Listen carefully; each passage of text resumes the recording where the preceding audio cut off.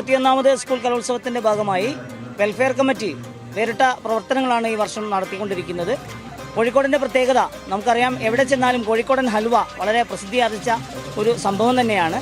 അതുമായി ബന്ധപ്പെട്ട് കലോത്സവത്തിന് വരുന്ന മുഴുവൻ ആളുകൾക്കും പരമാവധി നമ്മൾ ഈ മധുരം വിതരണം ചെയ്തുകൊണ്ട് ഹൽവത്തക്കാരം നടത്തുന്ന ഒരു സംവിധാനമാണ് വെൽഫെയർ കമ്മിറ്റി നടത്തിക്കൊണ്ടിരിക്കുന്നത്.